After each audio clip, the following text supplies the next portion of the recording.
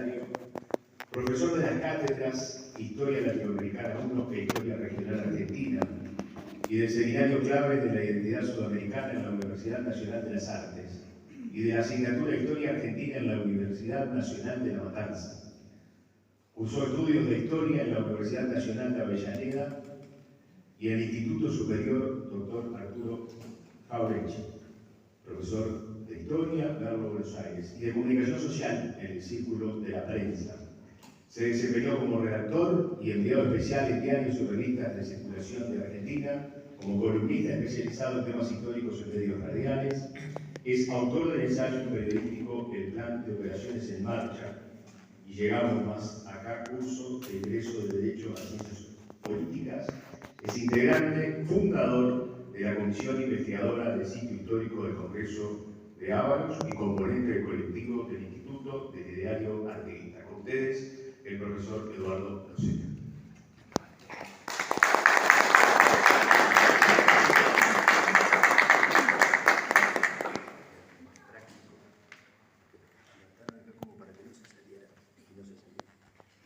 Bueno, muchas gracias. ¿Qué tal? Bueno, buenas noches. Un gran gusto estar aquí.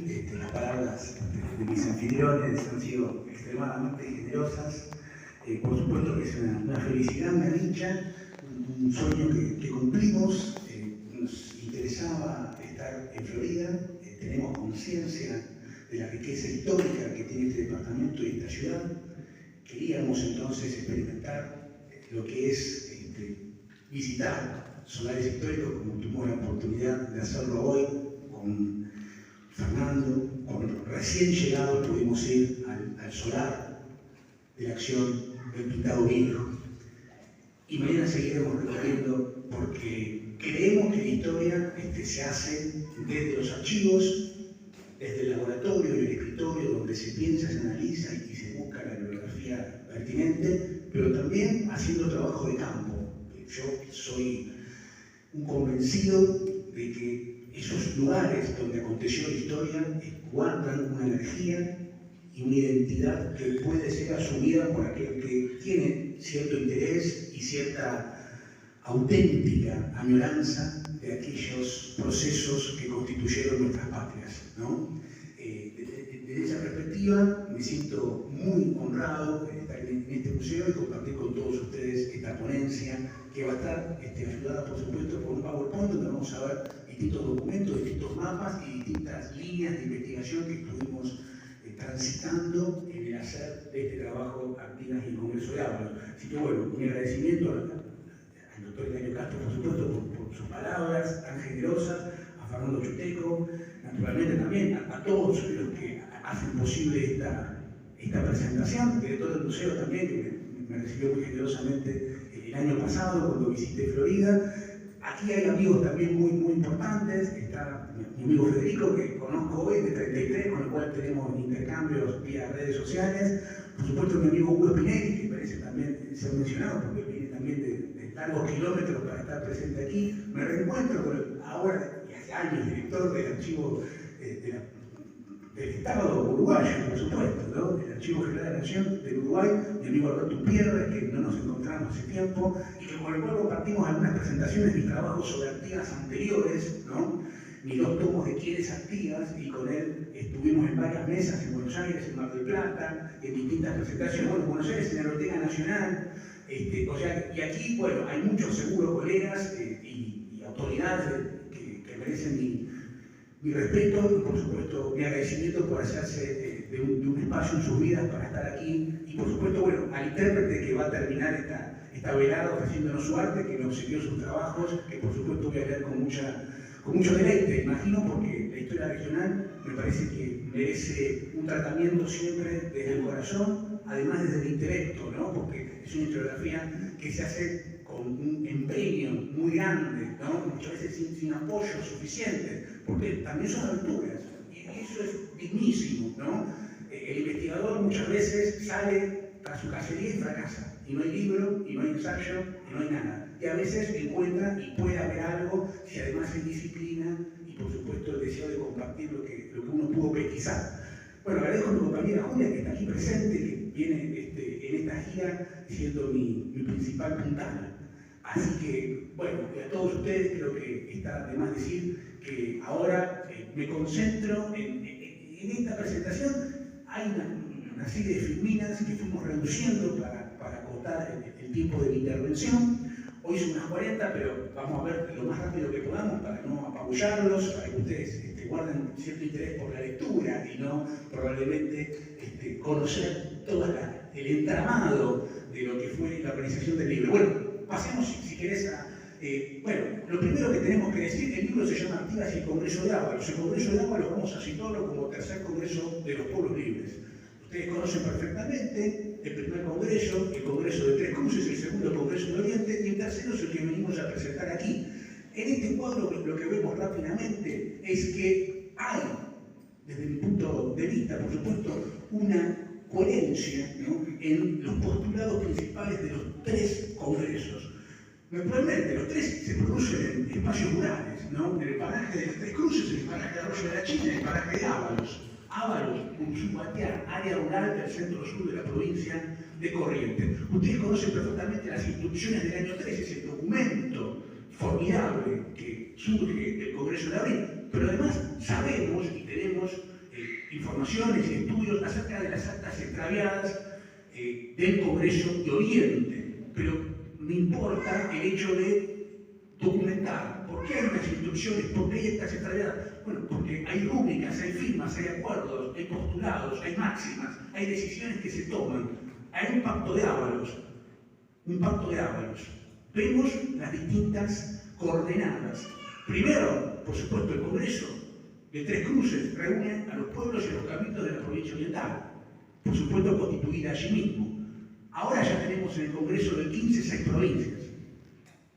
Han sido mencionadas. En el Congreso de Ábalos nos encontramos con 3 provincias. 3. Digo yo, las provincias fieles al sistema, Corrientes, Misiones y la propia provincia oriental. Y encontramos también un hilo conductor si se quiere, en las principales expectativas que tenían las instrucciones de 13, la independencia, la creación de la provincia, la soberanía particular, el confederalismo, la constitución, la república. Esto se mantiene en el 15 y por supuesto en el 20 también. Cuando veamos el articulado del Pacto de Ábalos, vemos una insistencia programática en Artigas. Continuamos, señores. Bueno, ni que hablar. Una filmina que solamente nos pone en cuestión. Congreso de Tres Cruces, Congreso de Arroyo de la China, Congreso de, como se llama en la actualidad, paraje Ábalos. No vamos a decir por qué se escribe en realidad con B larga, pero aparece con B corta en todos los textos vinculados al tema y, por supuesto, a la cartelería y al trabajo que se hace en la propia provincia de Corrientes. Vamos a explicar el porqué del horror y por qué debe llamarse Ábalos con B larga. Me parece un tema no lateral, un tema importante.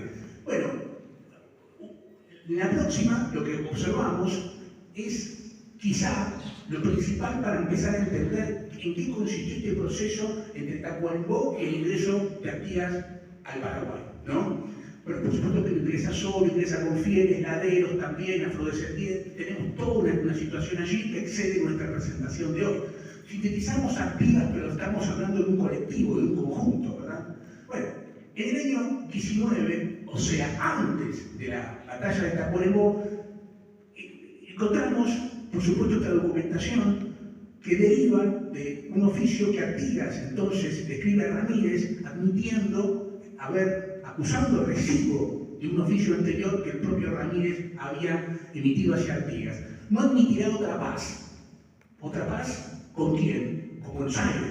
Si acaso triunfa en la batalla decisiva, que finalmente será Cepeda, el 1 de febrero de 1820, no admitirá otra paz con Buenos Aires derrotada, o sea, con el poder directorial derrotado, o sea, caído ese proyecto todavía monárquico, etc., y la Constitución del año 19, por supuesto, de carácter más bien unitario y centralista, no admitirá otra paz que la que tenga como base la declaración de guerra al rey Don Juan, o sea, a João VI, al rey, por supuesto, de Portugal. Como vuestra excelencia, ¿quién? Ramírez, lo quiere y manifiesta en su último oficio.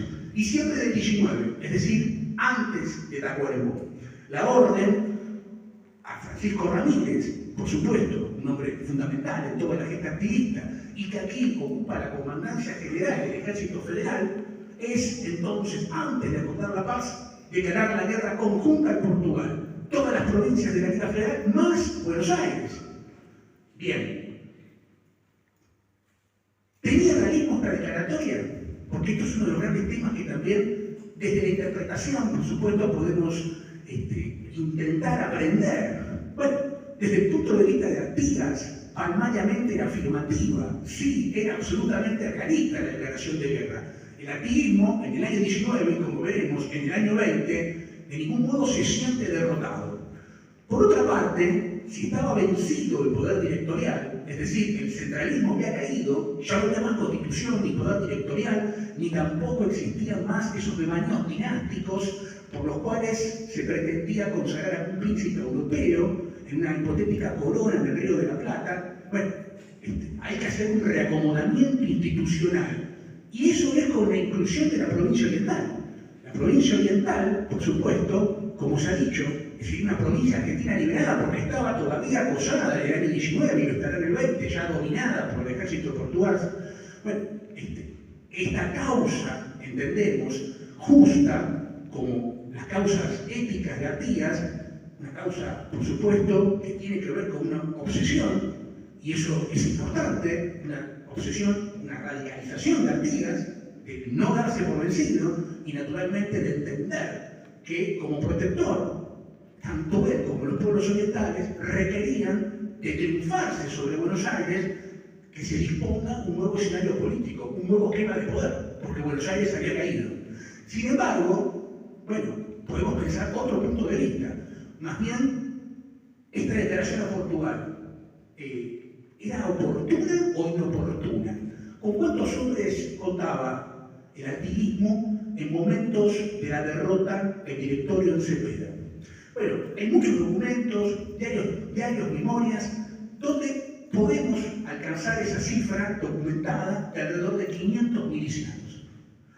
Bueno, parece ser una cifra, por supuesto, desde el punto de vista de aquellos que niegan la palmaria necesidad de la recuperación inmediata de la provincia oriental en manos portuguesas después de la Guardia, parece ser una justificación importante. Son insuficientes las milicias orientales. No habría recuperación posible.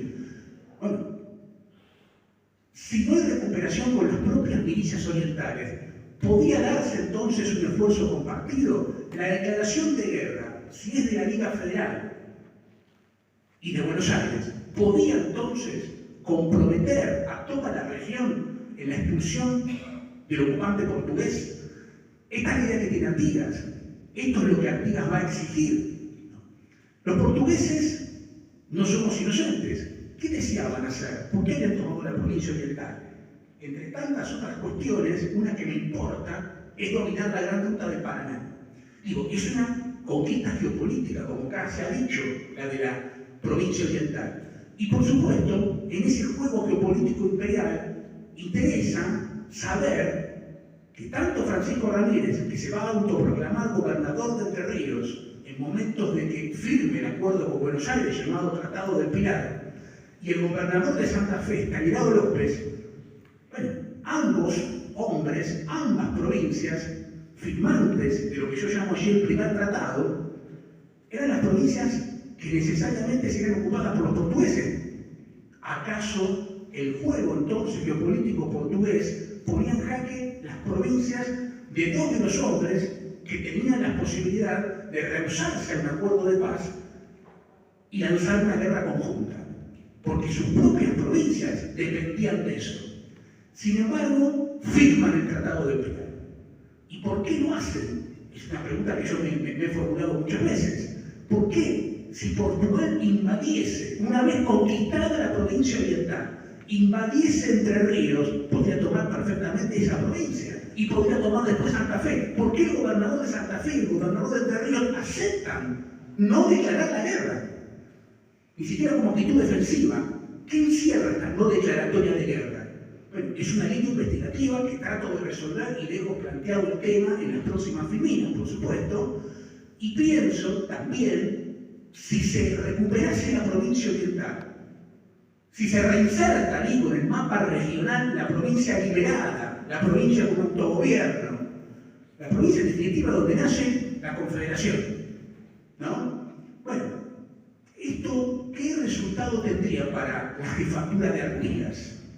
¿Esto acaso Artigas no lo convertiría en el jefe más importante, llamémoslo así, de la región?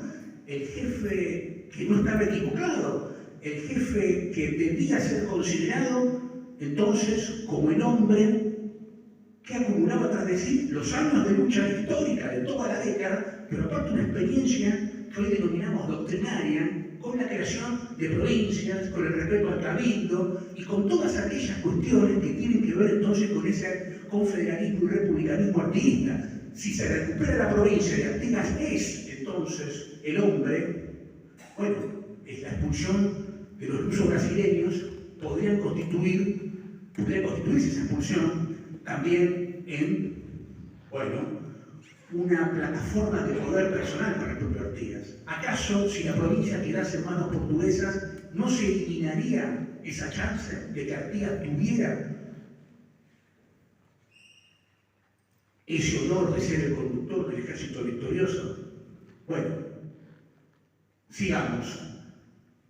Este es el Tratado del Pilar, todos lo conocemos, no quiero abundar, la firma, son documentos públicos, lo traigo a colación porque verlo y después ver el Pacto de Ábalos sirve como juego para observar las diferencias entre ambos.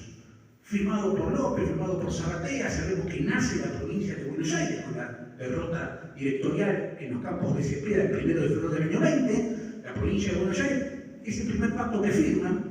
Naturalmente, su gobernador es Zaratea, conocemos la biografía de Zaratea y sus cuestiones con Artigas. Sintéticamente lo decimos así. Y sabemos que así lo talla la introducción al tratado con el fin de terminar la guerra.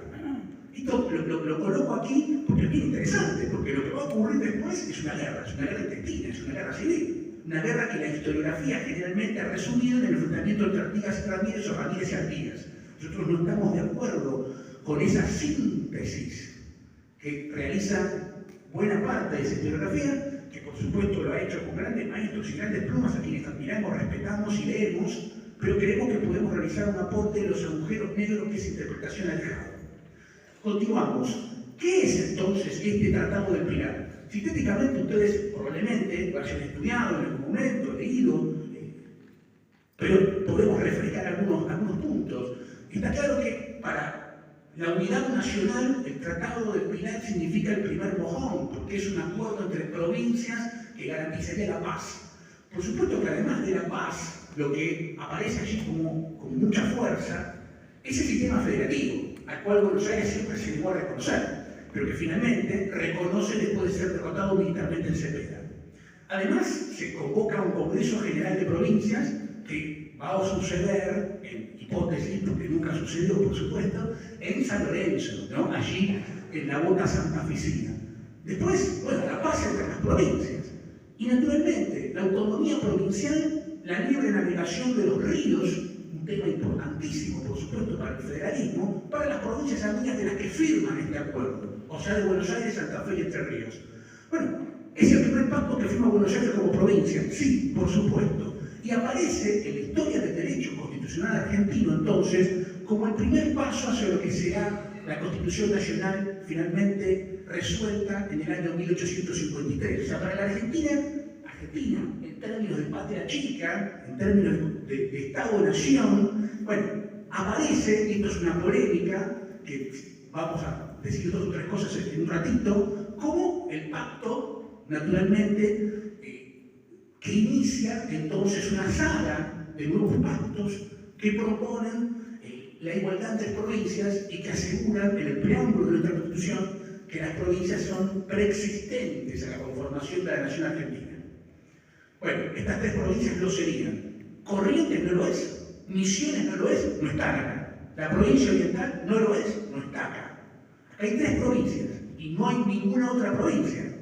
Bueno, este es un punto que Artigas va a repudiar, por supuesto. Yo entiendo que la alianza del Pilar favorece a Buenos Aires, por supuesto, y que naturalmente Buenos Aires, derrotada militarmente, esto se ha estudiado mucho, y ustedes seguro han abundado en esas lecturas, Buenos Aires derrotada logra un acuerdo que le permite no caer bajo lo que sería el sistema de los pueblos libres, que es el gran temor, porque estamos hablando del sistema de la Confederación Artiense, y aquí se logra un federalismo barra centralismo, un neofederalismo muy distinto al artiguista, pero que tampoco es despreciable, por supuesto. Es un federalismo que en definitiva tiene para sí la gran cosa de haber inaugurado un tiempo que Buenos Aires se admite como una par del resto de los estados soberanos políticos que han nacido al calor de la Revolución en los años subsiguientes. Buenos Aires siempre se había visto a sí misma por encima del resto de los territorios, que se emancipaban una vez estallado el virreinato. Aquí es una igual. Claro, ha sido derrotada militarmente, ¿no? Bueno, el sistema artiguista con la firma del Pilar yo entiendo que tambalea de manera radical porque sus dos principales lugartenientes, sus dos principales provincias aliadas constitutivas de la Liga Federal acuerdan con Buenos Aires por fuera de la Liga. La Liga Federal, entonces, aquí pareciese bifurcarse, pareciese terminarse, pareciese tomar otro camino. Bueno, en definitiva, los problemas de la Liga, que en el trabajo se presentan, la relación de Artigas y López en el año 19, la relación que va a tener también, en definitiva, no solo Artigas con López, sino con el Cabildo de Santa Fe, Artigas y Corrientes, Artigas y la propia Entre Ríos. Bueno, hay elementos que se detallan que yo resumo los problemas domésticos que tenía la Liga Federal. Por supuesto, no es un Estado de Derecho el que tiene la Liga Federal, sino que estamos hablando de una alianza de hecho, donde por supuesto hay una estratificación caudillesca, además de los pueblos, además de los cabildos, además de los ciudadanos en armas. Es decir, hay toda una serie de alianzas que pueden ser frágiles, porque no están todavía constituidas, ¿no?, con derecho, sino que son de hecho. Y de esa forma uno puede entender si dos de las principales figuras, y una que es la conductora del ejército, resuelve por fuera, bueno, aquí hay un problema. Este primer tratado, en definitiva, yo creo que es una contracción de los pueblos libres y que en una situación donde la correlación de fuerzas militares era superior para el artiguismo, no se verificó esto en una victoria política, sino que la victoria militar habilitó un federalismo de prescripciones artificiales, decimos, hijo de intereses litorales desafectos a la causa global del provincialismo rioplatense y del interior. Pareciese que hay un vaciamiento programático en lo que se firma en el Pilar en relación a los grandes postulados artiguistas. Y además, no hay un congreso. El Pilar, lo acordado de lo que yo denomino el Pilar Viejo, porque es la capilla del Pilar Viejo donde se realizó la firma de este tratado, por supuesto que no tiene tras de sí una asamblea, no hay un congreso. Lo que hay es la firma entre tres individuos, uno que se autoproclama gobernador, sin consultar a sus cabildos, que es Francisco Ramírez, que se autoproclama el 17 de febrero y en el libro mostramos la documentación. El 17 de febrero del año 20, Ramírez se dice que es gobernador de la provincia de Entre Ríos, que por supuesto era el hombre que mandaba en la provincia. No quiero irme por fuera de la filmina porque se supone que son una síntesis. El tema me parece interesante, cómo él toma la resolución de investirse como gobernador. No cabe duda que era el hombre importante, era él, y había dejado en la provincia, por supuesto, a su primo hermano, a Ricardo López Jordán. O sea, no cabe duda que tenía, y por su trayectoria, por haber sido un hombre fiel al artiguismo y haber soportado con la caballada y con todos los insumos y pertrechos que alimentó la resistencia oriental contra los portugueses, era el hombre, Ramírez, que podía ser gobernador, pero no había sido designado para tal y no estaba en el horizonte de la Artigas que este hombre firmara un tratado que debía hacerlo en representación de él, del jefe supremo Artigas. Él lo firma como gobernador de la provincia. ¿Y dónde está Artigas? No está. No está. Bueno, continuamos, si les parece. Y hay cláusulas secretas que ustedes también las conocen, porque nos tenemos que ir metiendo definitivamente en ávalos. Estos son preliminares para que se comprenda la dimensión del pacto y la dimensión del Congreso. ¿Por qué responde de esta forma, Artigas? Porque responde a otro tratado con un tratado. y responde un Congreso a una situación que fue resuelta en una mesa por 3 individuos que no tenían facultades, que lo que tenían facultades expresas era Zarratea, que la Junta de Representantes de Buenos Aires le dijo: sí, usted tiene que lograr un acuerdo con los jefes federales, porque en eso se iba la vida de Buenos Aires, porque le temor a que se tome la ciudad. López no consultó con el Cabildo, pero reconozcamos que era caudillo, gobernador de Santa Fe. Lo de Ramírez es lo que Artigas más repudia y que él lo ha denominado traición. Por supuesto, Artigas coloca esa palabrita tan fuerte, tan radicalmente fuerte, que deja todo sin análisis, porque si es un traidor se terminó todo, pareciese. Nosotros tenemos que quitar la palabra, aunque Artigas la coloca, ¿no? Y tiene sus motivos, pero yo tengo mis motivos para separarla, para entender el proceso. ¿Se comprende? Entonces necesito salirme de esa calificación. Hay cláusulas secretas que, por supuesto, Artigas no conoció de inmediato, por eso son secretas y fueron reveladas después. Lo que sí conoció fue el resultado de las cláusulas secretas, porque lo pagó con su vida parte importante del ejército de Artigas reunidos en Ábalos.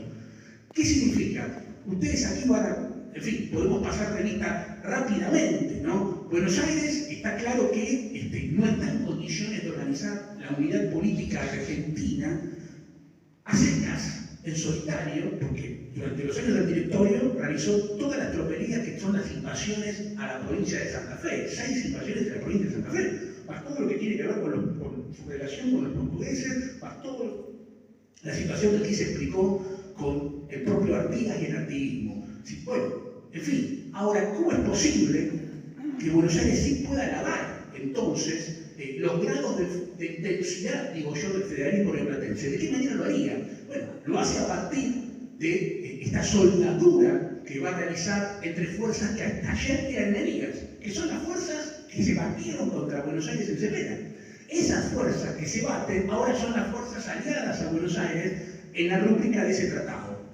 Pero ¿qué gastos de guerra necesitan cubrir Ramírez y López? Y sobre todo Ramírez, ¿para qué? Bueno, nosotros tenemos que hablar después de un segundo tratado del Pilar, cosa que veremos en una filmina posterior, pero nos parece importante hacer notar que, como se ha dicho y escrito, la República de Entre Ríos, que va a aparecer y va a surgir después de la derrota de Artigas, evidentemente muestra también, y en el libro trabajamos esa línea, cierta documentación, cierta impronta, incluso interesante en algunos elementos, porque la Constitución de la República de Entre Ríos tiene visos federalistas muy interesantes, hasta tal punto que tomado prisionero en el cuartel de Ábalos, José Benito de Monterroso es el redactor, ¿no?, del Estatuto de la República de Entre Ríos. Vamos a llegar a la clausura del cuartel de Artigas en breves filminas, pero nosotros tenemos que entender, ¿no?, que las cláusulas secretas tienen que ver con la entrega de armas, tienen que ver con la entrega de municiones, con la entrega de pólvora, con la entrega de dineros, con la entrega de artillería, con la entrega de soldados, a Francisco Ramírez principalmente, aunque López también recibió. Lo que ocurre es que todo fue sin especificar destino. Yo digo que son órdenes por fuera de los objetivos de unidad nacional y gobierno federativo expuestos en el Tratado del Pilar. Estas cláusulas secretas son transferencias discrecionales que realiza Zarratea Ramírez y que han sido largamente publicadas desde que las publicó, por ejemplo, Emilio Ravignani en las Asambleas Constituyentes Argentinos en la década de 1920, o sea que tienen un siglo de ser publicadas, así que no las descubro. Simplemente, en mi afán pedagógico es manifestar. También este pacto del Pilar tiene estas cláusulas secretas que muestran, por supuesto, una belicosidad creciente contra lo que yo denomino el artiguismo póstumo. Bueno, evidentemente, todo esto nosotros lo rastreamos en el trabajo y pudimos localizar en qué momento lo recibe Ramírez y dónde lo recibe. Que lo va a recibir, sobre todo la artillería de 6 piezas a cargo de Mansilla y el batallón de 320 cívicos en Paraná. Nosotros vamos a ver un mapa después donde se ve, porque ahí se explica la derrota de Artigas en la batalla de las Tunas. Después de las Huachas, que todos ustedes seguramente han leído y conocen, vienen las Tunas. ¿Y cómo es que el ejército de Ramírez en las Tunas es tan poderoso y tan poco poderoso en las Huachas? Porque ha recibido todo esto. que no lo tenía hasta ese momento y que le llega en la flota de Manuel Monteverde, vía Río Paraná. Esto es bien interesante y bien importante, porque siempre hemos dicho, y Artigas se desesperó, enloqueció y lo persiguió a Ramírez hasta Paraná sin ver nada y cayó en la trampa. Bueno, seguro que el servicio, si tenía la inteligencia de Artigas, falló, sin duda, porque no pudo nunca informarse de que había un barco llevando esta cantidad de pertrechos militares y de hombres, y no es poca cosa, las 6 piezas de artillería, no es poca cosa, rumbo a Paraná. Y que ir a Paraná era ir a exponerse a esto, y Artigas va, y se expone a la peor de las cacerías, y ahí viene la diáspora del ejército que se constituye en Ábalos. Bueno, seguimos, si les parece bien. Yo me planteo el tema de la secesión y unificación en Ramírez y en López. Digo, como he quitado la palabra traición, que necesito estudiar el problema, digo, tenían derecho, en definitiva, Ramírez y López, a alejarse de la Liga Federal. Tenían un compromiso de por vida con Artigas. Estaban impedidos. Bueno, esta es una gran pregunta, por supuesto. Córdoba, en el año 16, se había escindido de la Liga, se había separado. ¿Podía en el 20 separarse Santa Fe y separarse Entre Ríos? Bueno, lo hicieron, sin duda que lo hicieron, pero era un derecho de ella. Y acá está el problema, y el problema está en la doctrina artiguista, el tema otra vez de la soberanía particular de los pueblos y en el problema de las provincias constituidas por pueblos libres. Es decir, si verdaderamente eso que plantea Artigas desde el pacto del 19 de abril del año 13 con Rondó, el pacto de la provincia oriental del Uruguay, cuando la provincia se reúne con el gobierno de Buenos Aires y con todas las provincias que surgen a partir de ese momento, bueno, López y Ramírez asumen su derecho a separarse de la Confederación Artiguense. Este es un derecho a la secesión. Esto es válido. Claro, puede ser absolutamente válido. Está en la doctrina artiguista, está en eso, sin duda. Por consiguiente, apelan su derecho al disenso, ¿no? Y la unificación, niegan aquello que desean no obedecer. Desean no declarar la guerra portual y no la declaran. Ejercen su libertad, su autodeterminación. No enseñó eso el artiguismo. Si lo enseñó, entonces pareciese que el artiguismo derrotó a Artigas, de algún modo, ¿no? Bueno, el tema es inquietante, ¿verdad? Y en el trabajo que presentamos hoy, damos distintas posturas y pensamos el problema. Me interesa pensarlo y empezar a elaborar a partir de allí ciertas hipótesis, ¿no? Por supuesto que si fuese una confederación de derecho, esto no sería válido, pero como es una confederación de hecho, sí, y tampoco es una federación de partes autónomas y no soberanas unidas por una constitución, de ningún modo de constitución. Es decir, ¿qué violan Santa Fe y Entre Ríos al separarse del protectorado? Probablemente nada, ¿no? Y lo más que tenemos que seguir pensando, probablemente nada, probablemente Artigas se sentían capacidades de dar órdenes que ya no debía dar. Bueno, es importante el tema del carácter jurídico, que en realidad aquí no se puede verificar en la constitución de la Confederación Artiguense, ¿no? Seguimos. ¿Les parece bien? Igual quiero... El segundo tratado, que es bien interesante, ¿no? Porque nosotros, en nuestro objetivo principal, por supuesto es Ábalos, y ahora voy a Ábalos, el segundo tratado, ¿qué es esto del segundo tratado? Así lo he denominado yo, a partir de toda una serie de pesquisas que hemos realizado, no en archivos, sin archivos los documentos de Ábalos que después vamos a mostrar en los próximos minutos, para en 15 minutos hacer un cierre con todo lo que eso implica. Si ustedes me lo permiten, porque no quiero abusar de su confianza, de su generosidad de estar conmigo aquí compartiendo estas reflexiones, ¿no?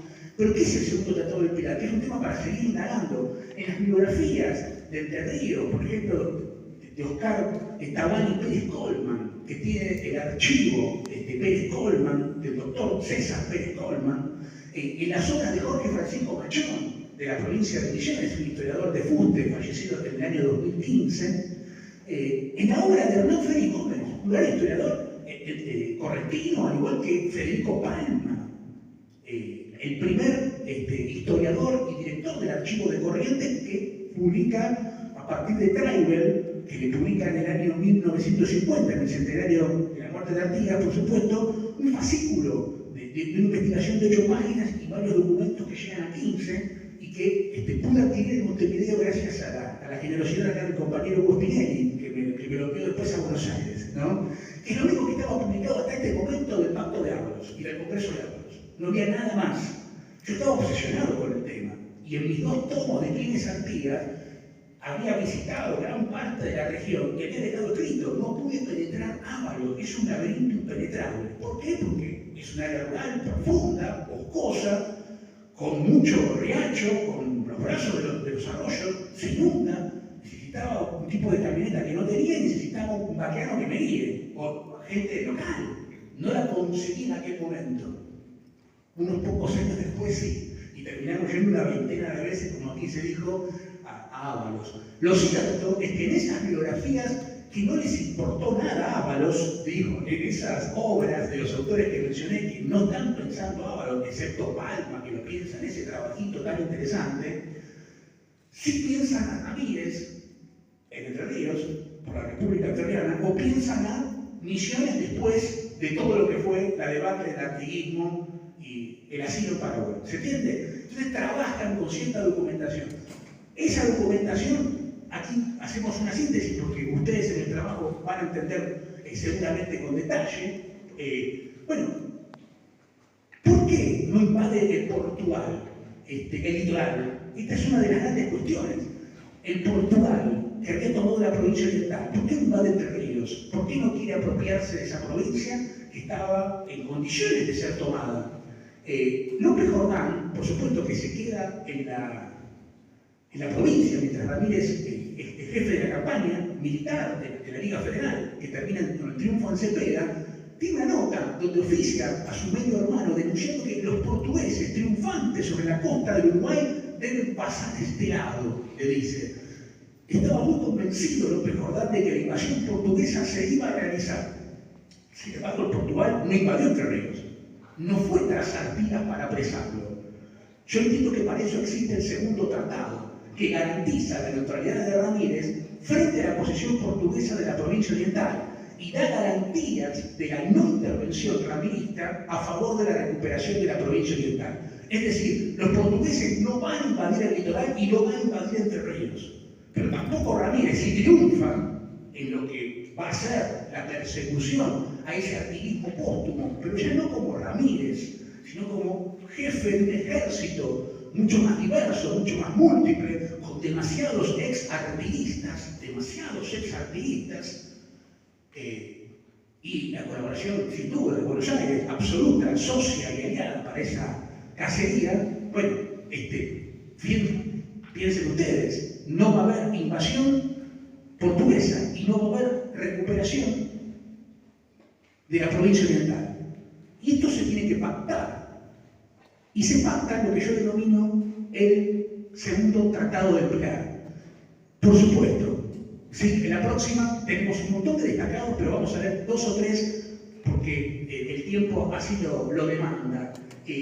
Fíjense que Artigas permanentemente increpaba a Ramírez de la costa de Ábalos, lo acusaba de confabularse con los enemigos de los pueblos libres. Después dice, vuestra señoría de la facción territorial entronizada en Buenos Aires, que ya la destinan a entregarla también al yugo portugués, a la provincia de Entre Ríos. Por eso, como ustedes saben, después de Tacuarembó, si bien Artigas no está en el solar de la batalla, después reúne a esa tropa que realiza una especie de diáspora después de la derrota en Mandisoví, en lo que es hoy, bueno, un viejo solar histórico a 7 kilómetros de lo que hoy es Federación, ¿no? Bueno, allí está Mandisoví, están Entre Ríos. Bueno, ¿y qué hacen Entre Ríos? Tiene miedo Artigas de que la entreguen al Portugal, la provincia, y tiene que salvarla. Ramírez, por otra parte, habla del borrador de un oficio para Lecor. y hablarle algo sobre la neutralidad que él propuso. ¿Qué neutralidad? Y sobre la soltura de los prisioneros que los portugueses tienen. Vamos encontrando un montón de elementos. El director de la Guerra de la Paz del proceso de Ábalos, que será Artigas, después escribe, el documento lo tenemos, Ramírez va contra mí porque está unido con los portugueses. Artigas sospecha de un acuerdo entre Ramírez y los portugueses. Es lo que yo reconozco como el núcleo del segundo tratado. Lecor se compromete a no invadir el litoral, pero el eje del Pilar, esa alianza surgida de la firma del Pilar Viejo, tampoco va a haber detenido su avance en acosamiento del artiguismo póstumo. Bueno, o sea, van a poder destruir Artigas sabiendo que Portugal no va a aprovechar el vacío entonces militar de la provincia de Entre Ríos para tomarla. Bueno, hay muchos documentos, no tenemos tiempo y ustedes podrán leerlos después. Fíjense lo que le escribe Ramírez al gobernador de las Misiones Orientales en poder de Portugal, Francisco de Achaga Santos. Considero vuestra señoría eficientemente orientado de la neutralidad que quedó establecida entre este gobierno y el territorio del mando, según lo acordado con el ilustrísimo y excelentísimo capitán general Barón de Laguna, o sea, Lecor. Próxima filmina tenemos un pero vamos a terminar, así pasamos al otro, pero fíjense, ¿no? Otra declaración sobre Ramírez y Lecor. Ramírez manifiesta Chagas, el otro oficio. De este modo, digo yo subrayado, quedará afianzado el convenio hecho con su excelencia el Barón de la Laguna, siendo consecuencia necesaria la buena armonía, reciprocidad y mutua correspondencia, ¿no? Y muestran muchos otros oficios. Este está fechado el 4 de septiembre, cuando ya ha triunfado. Recuerden que el 5 entra Artigas al Paraguay, para el 4 de septiembre ya ha sido derrotado Artigas. Bueno, y en este oficio de Chávez, yo creo que hallándose él, dice, orientado como debe estar, de nuestro convenio, no trepidará la prohibición y devolución de los prisioneros guaraníes. Bueno, permanentemente hace alusión a una decena de intervenciones de Ramírez epistolares a los oficiales portugueses de las misiones orientales, donde les dice, no invadan el litoral, ni tomen prisioneros, y no tomen los feudales, que hay tanto le interesaban para la República de Entre Ríos, porque yo acordé con el Barón de la Laguna. Bueno, esta es una línea muy interesante, que me permite entender, y por lo menos traza una hipótesis, me parece bastante seria por las plumas que anteceden esta investigación especial, en esta cosa que yo he denominado segundo tratado, porque naturalmente tiene que haber una explicación que debemos encontrar a la pasividad del Portugal ante el desmembramiento de todo el cuerpo artiguista creado como colectivo en Ábalos.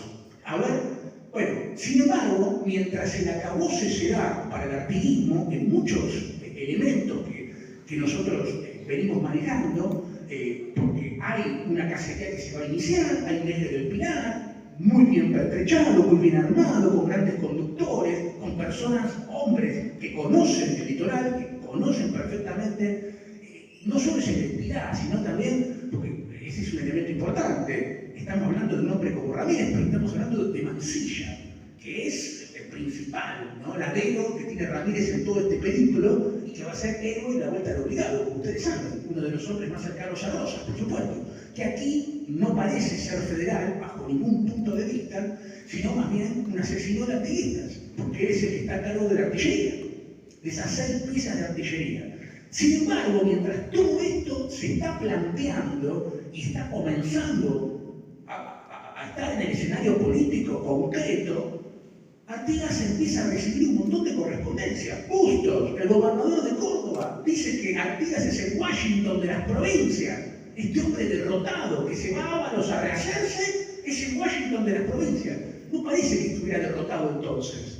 Parece que muchos ven que no está derrotado. Él mismo ya ha dicho, no se siente derrotado. Y no parece que el Congreso de Ábalos fuera el Congreso de un derrotado. San Juan se declara provincia federal. Santiago del Estero, La Rioja, San Luis, hoy todas provincias, ya sé, de la República Argentina, son atraídas por las ideas federativas artiguistas y muchos le escriben a Artigas hablando de que conformen una liga de provincias. Yo digo que es una sorpresiva suma de acciones artiguistas en un momento en que pareciese que es el fin. Seguimos. Hay un doble poder en el litoral en este momento. ¿Dónde se hace fuerte Ramírez? En Entre Ríos. ¿Dóndónde se hace fuerte Artigas? En Corrientes. ¿Corrientes por qué? Bueno, ¿dónde va a ir? La provincia oriental la tienen los portugueses. Entre Ríos, por supuesto, firmó el Pilar. Santa Fe firmó el Pilar. Buenos Aires, por supuesto que no. ¿Dónde va? Misiones fue arrasada por los portugueses. Yapeyú, Santo Tomé, La Cruz, todo el año 17. Ya sabemos, saqueos, incendios, violaciones. Toda la derrota, la pérdida del Pantaleón Sotero, además del Andresito, quiero decir, no era, parece, la provincia o la comandancia general que podía brindarle lo que Artigas requería a esta obra, que eran suministros muy concretos, pero hay doble poder, sin duda. Y yo acá digo, y esto lo tengo que prácticamente leer, porque me parece interesante que este doble poder no es una cuestión meramente que ocurre sencillamente por azar o porque hay una disputa caudillesca, sino que hay un doble poder, hay un control y una hegemonía interior, una territorialidad que tiene Ramírez en Entre Ríos, tiene una alianza externa muy importante con Decor, y hay una evolución de la coyuntura económica que tiene que ver con las cláusulas secretas del primer tratado. Hay liderazgos que van a hacer valer su poder. Piris, por ejemplo, Gregorio Piris, Mansilla, Lucio Mansilla. Hay un respaldo, una legalidad que tiene Ramírez, que es la firma del Tratado del Pilar. Y además, yo digo que hay una concepción del segundo. Es decir, hay un poder ramirista ascendente en el litoral. Eso también se tiene que entender. Pareciese que Ramírez es el nuevo hombre del federalismo, y Artigas es el federalismo de ayer. ¿No? Hay un poder ascendente de Ramírez. Tiene apoyos internos, tiene apoyos exteriores. Y por supuesto, si la artiguista era una genuina revolución, y yo comprendo que lo era, aunque me gusta, como dice el maestro Vázquez Franco, que dice que era una rebelión, ¿no? Lo que no es un término que me discute para nada, pero si decimos que es una revolución, rebelión, y todo lo que eso implica como gran carga simbólica, ¿no? Bueno, muchas veces hay una ley de doble poder en toda revolución, ¿no? Y alguien tiene que ser derrotado definitivamente, ¿no? Entonces, o Artigas o Ramírez van a perecer. Es decir, hay un poder dual en un momento, ¿no? Ramírez o Artigas, primer tratado del Pilar o pacto de Ábalos. Hay dos poderes que se consideran con potestades y atributos semejantes. Pensemos que el tratado del Pilar une 3 provincias, el pacto de Ábalos une 3 provincias. Uno está fechado en febrero del 20, el otro en abril del 20. Bueno, uno Ramírez, el otro Artigas. Bueno, en definitiva, están compitiendo con una legitimidad. En el litoral estaba tan claro que Artigas era la confederación y que Ramírez era un hombre de algún modo víctima de una cuestión que no supo entender, no supo ver y perdió la oportunidad histórica de someter a Buenos Aires y permitirle que el artiguismo gobierne para el sistema de los pueblos libres desde la ciudad que siempre le fue enemiga, pero no su pueblo, como siempre dijo Artigas, ¿no? En definitiva, esta ley inalterable, yo entiendo que claramente desarticula el control hegemónico de la Liga Federal y el apoyo porteño, bonaerense y portugués se vierte abrumadoramente hacia el poder ascendente. Y el poder ascendente es el poder de Ramírez, ¿no? Y es interesante esto. ¿Cómo estaban compuestos ambos ejércitos? Son sectores de clases o clases sociales prácticamente iguales, ¿no? Gauchos, paisanos, milicianos. Es decir, es una guerra civil, una guerra intestina entre hermanos, sin duda, y entre todos aquellos que eran artiguistas, sin duda, hasta prácticamente el año 20. Bueno, a ver, ¿y cómo reacciona Artigas? Y acá viene la convocatoria. Artigas va a iniciar una serie de oficios donde convoca a un cuartel general. Artigas se va a proponer, decimos, en este frágil tablero, con la información que cuenta, bueno, hacer revivir la Liga de los Pueblos Libres, o lo que queda de ella. ¿Cómo? Con un nuevo Congreso de provincias fieles al sistema. ¿Cómo? Con la rúbrica de un nuevo pacto confederal, y comprometa por escrito a las autoridades de las provincias firmantes con algunas novedades que vamos a ver rápidamente. Y las provincias convocadas, por supuesto, son Corrientes, Misiones y la propia provincia oriental. Los cabildos, entonces, las autoridades provinciales, sí, y los ciudadanos en armas, es decir, la tirana federal de la época. Todo eso aparece en Ábalos. Siguiente. Bueno, y aquí aparece, en definitiva, una idea que es la bifurcación de la Liga Federal. Ya dijimos, 3 provincias en el Pilar ajenas a los designios de Artigas. Por eso decimos, la oposición al protector estaba dentro de su propia coalición. Implosiona entonces la Liga Federal. No está siendo derrotado Artigas, se está deshaciendo ese esquema de poder que pudo trazar con tanta fragilidad y con tanta indefensión Artigas a lo largo de una década. Bueno, pero ¿qué pasa con las provincias ajenas al primer tratado? Bueno, ¿esas provincias también son federales? Sí, ¿y por qué no estuvieron allí? Bueno, van a estar en Ábalos. Hay que convocarlas. Hay un programa de los pueblos libres, que no es el programa del Pilar Viejo.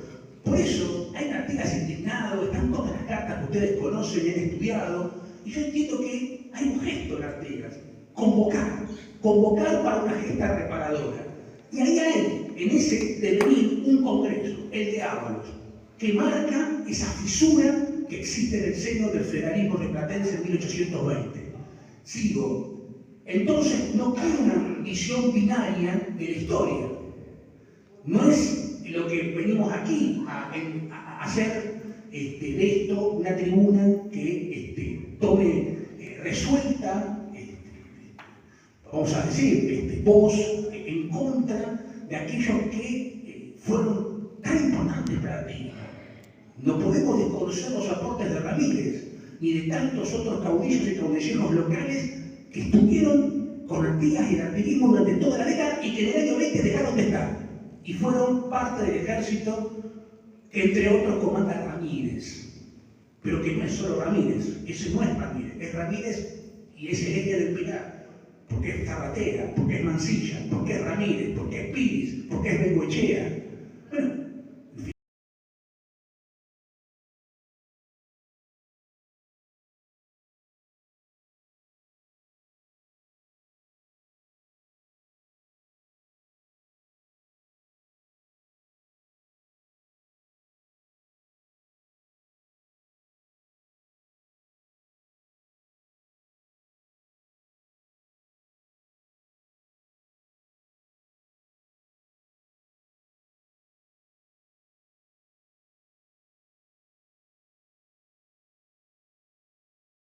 lo injuria definitivamente desde la primera esquela que le envía, es decir, no toma esa decisión de entenderlo.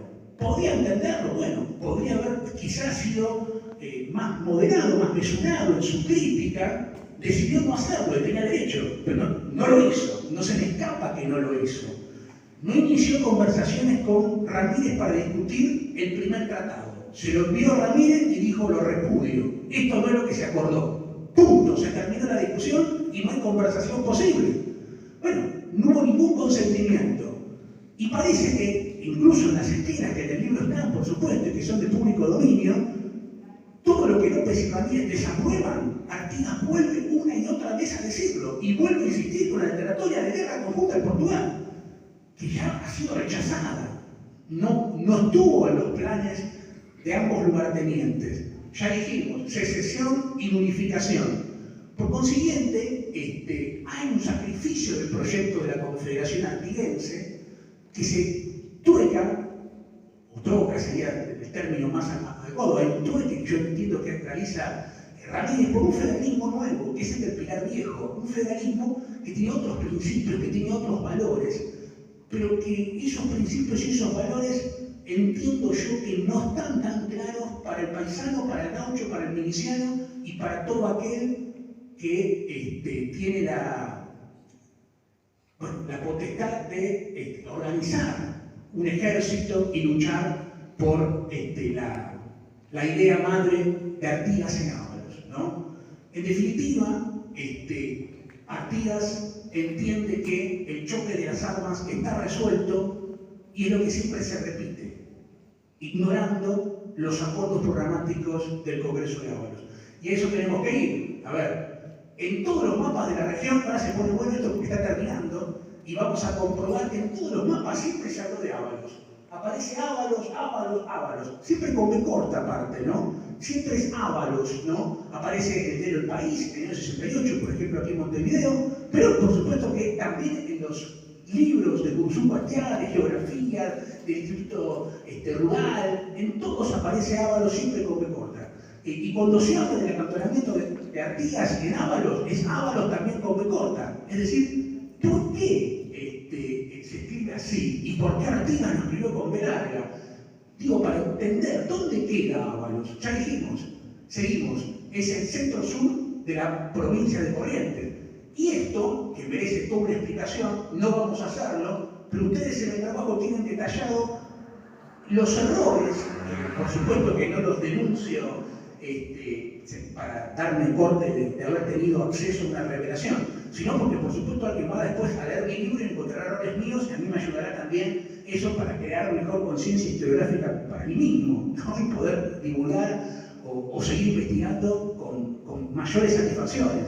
Entonces, muchos trabajos de grandes maestros, cuyos nombres me reservo, pero que en el libro están, hicieron muchos incluso mapas, señalando que Ábalos queda entre Monte Caseros y Paso de los Libres, cosa que es falso, ¿no? Pero ahí existe un cuartel del ejército argentino, que es el cuartel del general Ábalos, y eso ha confundido muchísimos durante décadas. Entonces se ha repetido hasta el cansancio que Ábalos en realidad es donde sí es las ruinas de Asunción de Camaí. Lo que está ahí, que probó un historiador misionero, Carlos Franceschini, que incluso tiene la teoría que los restos del Panteón Sotero, que fueron llevados de Tacuarembó, están allí, en las ruinas de Asunción de Camaí, y lo que es hace varias décadas un solar donde el ejército argentino lo utiliza como campo de maniobras.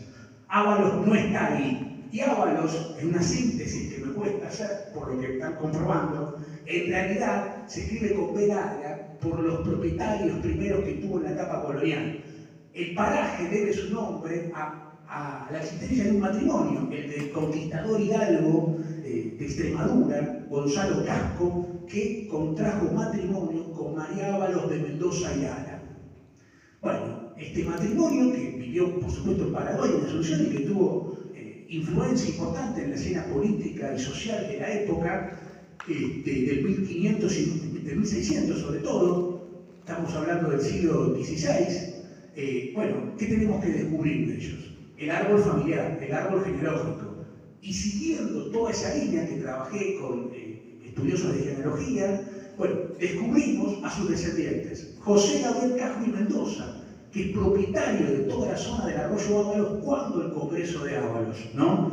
Y es uno de los firmantes del Pacto de Ábalos. Severino Casco, que es otro descendiente del matrimonio, que también forma parte de las tropas artiguistas en Ábalos, y José Andrés Casco y Mendoza.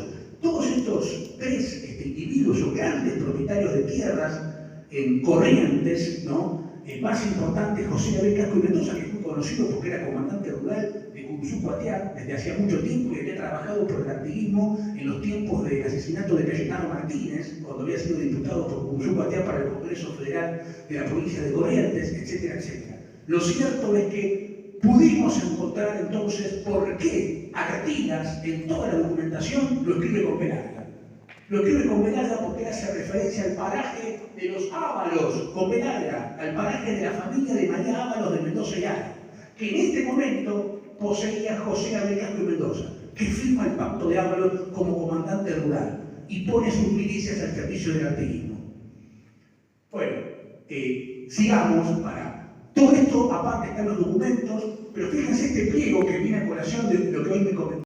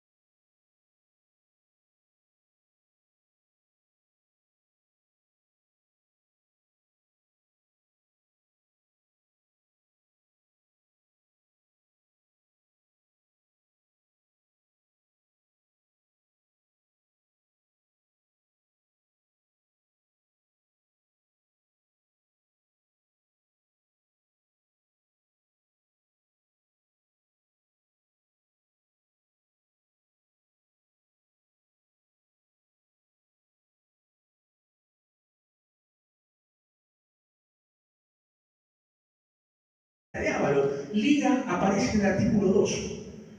Artigas, director de la Ley de la Paz. Artigas, protector y director de los pueblos. ¿Para qué se hace todo esto? Para dejar a salvo la libertad e independencia de las provincias. Las 3 provincias admiten a otras provincias que tengan estos mismos principios. Otra vez aparece la palabrita liga, ofensiva y defensiva, y convoca a una resolución de un Congreso General de Provincias. 24 de abril del 20, 17 firmantes están transcritos por mí, respetando la ortografía original. Por eso los nombres están puestos así. Por supuesto, Félix Aguirre, pero no importa, así está escrito, ¿no? Y bueno, seguimos, estamos... Los principios, ya lo he dicho, en el caso argentino, por supuesto que tiene todos los mismos requisitos cumplidos que cualquier pacto que se considera preexistente. Está firmado por 2 o más provincias y por 3. Hay una idea de nacionalidad en las provincias que lo firman y de constituir la unidad nacional, por supuesto. Y Corrientes y Misiones y la provincia oriental se comprometen en un congreso, artículo 6, se comprometen. Lo mismo que el Pilar, simplemente que el Pilar es el gran pacto argentino y el pacto de Ábalos es un pacto olvidado, ¿no?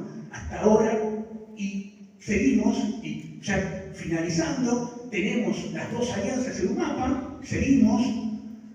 Ambos pactos hemos dicho ya mucho, solo para decir, febrero es uno, abril el otro, 3 provincias, uno la confederación, el otro más bien un federalismo residual, ¿no? Un federalismo de cortas miras y con un acta secreta terrible. El pacto de Ábalos no tiene actas secretas y es hijo de un congreso, esto es hijo de un conciliábulo. Seguimos. Está en las bases institucionales argentinas. Yo entiendo que constituye un derecho provincial preexistente de la Constitución, sin duda.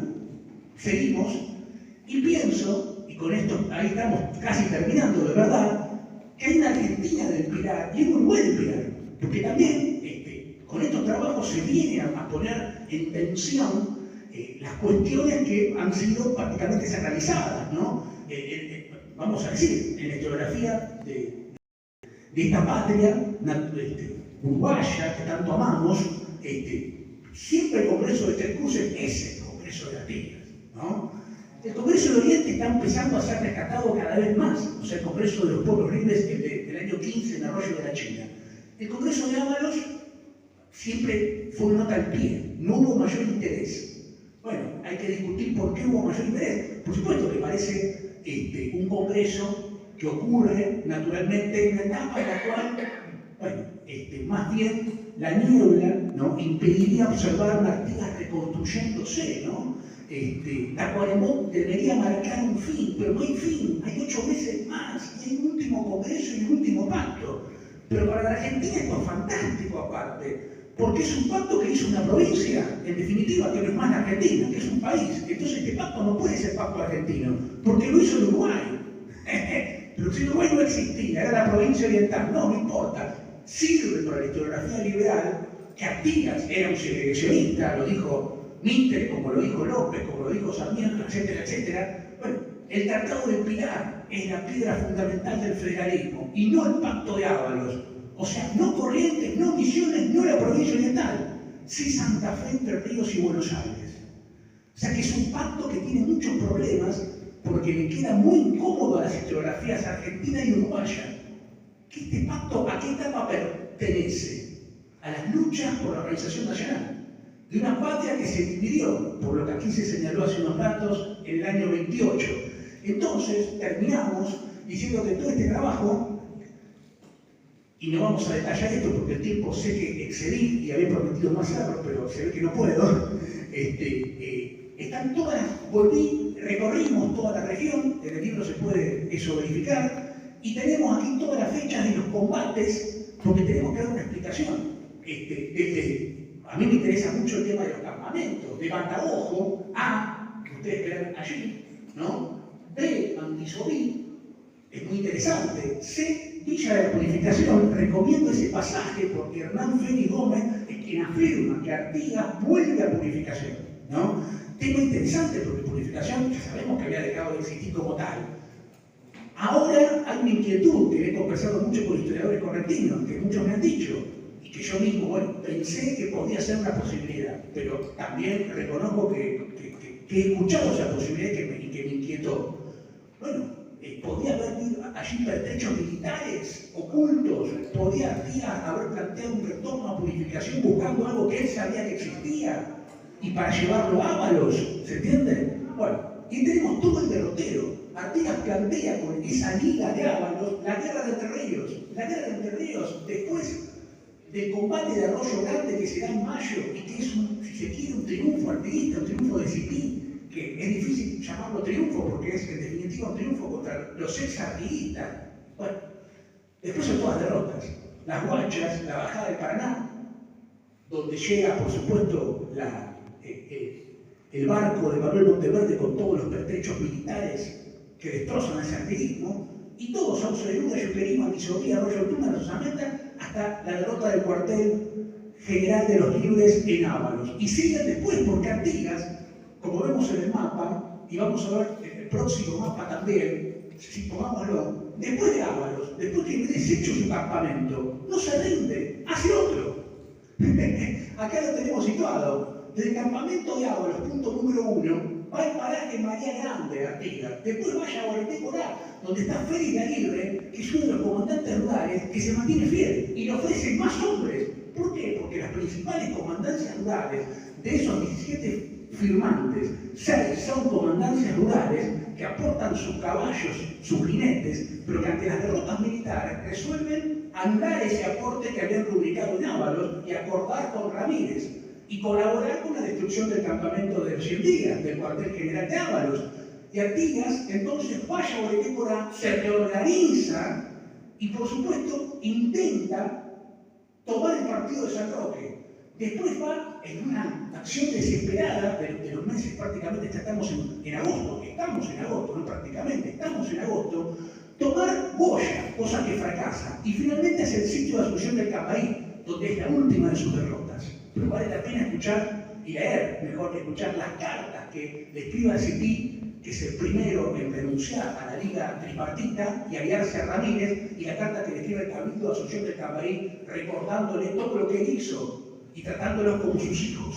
Si ustedes son hijos míos, no pueden estar con Ramírez, tienen que estar conmigo. Y de ahí va a Candelaria, y de ahí va a Paraguay.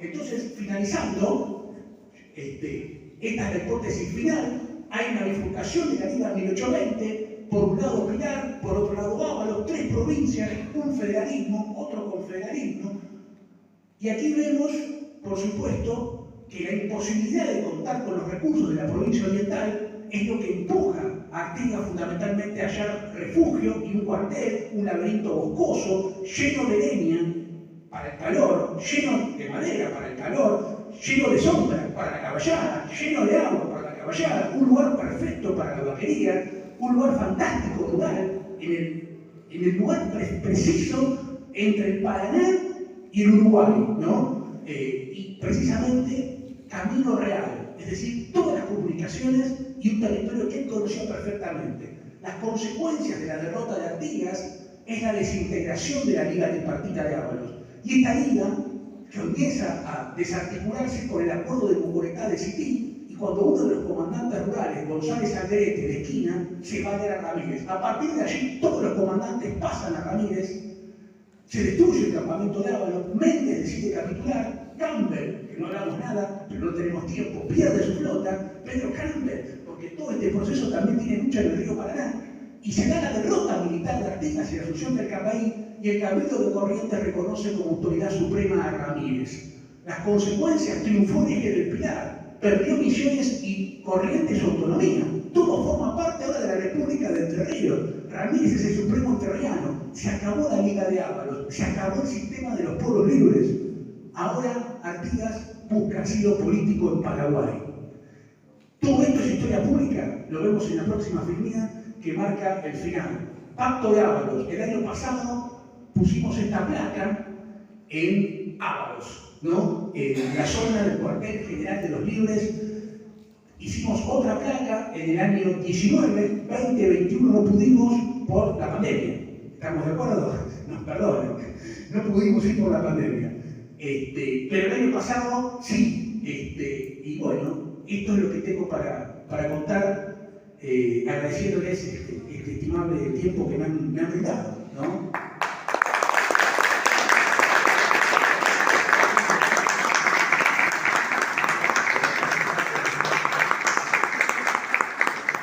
Yo me retiro un poco de agua y antes de escuchar al maestro Roberto Díaz de lo que hemos estado hablando, lo que se ha planteado hoy como el artiguismo.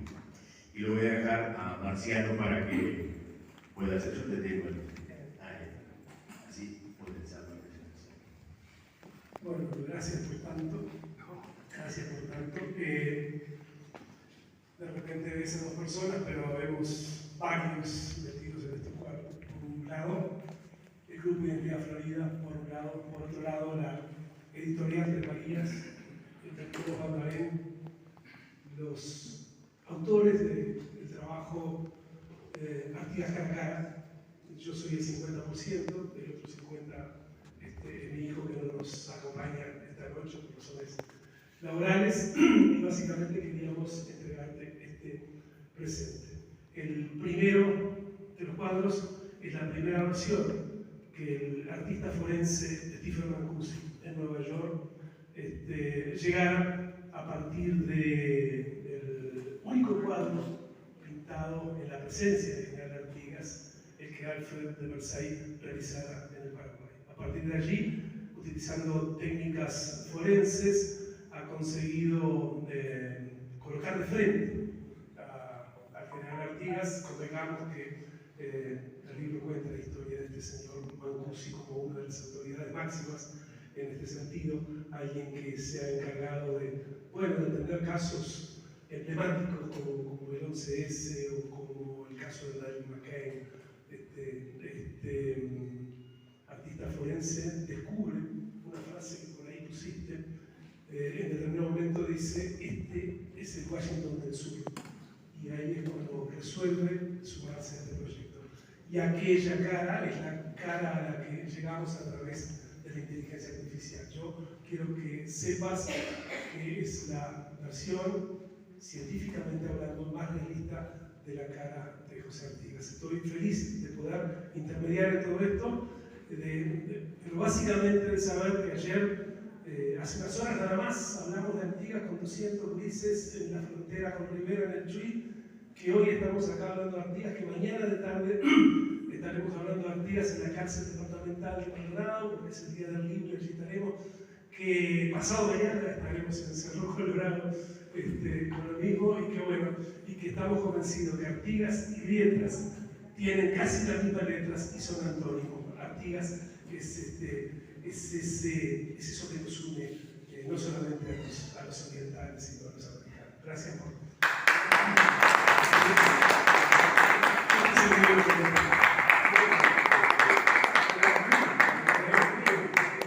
Bueno, qué fantástico, ¿no? Y a mí me interesaba desde el vamos, se lo comenté a Fernando en algún momento, porque supe que ustedes trabajaron este material, y en algún momento él me sugirió que vea la presentación que hicieron en Florida. Me envió el link, ¿no? Por WhatsApp. Ay, no quiero palabras en inglés, después de tanta tradición y tanta identidad no me gusta. Y lo vi y me quedé fascinado. Así que estoy totalmente agradecido y sorprendido. Bueno, tengo que ser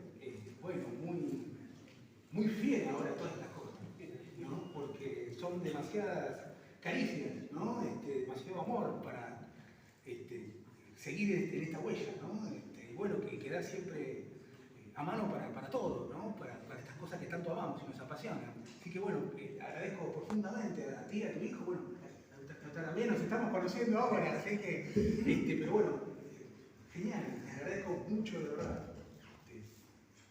Bueno, entonces, Gracias, sí, todo. Bravo.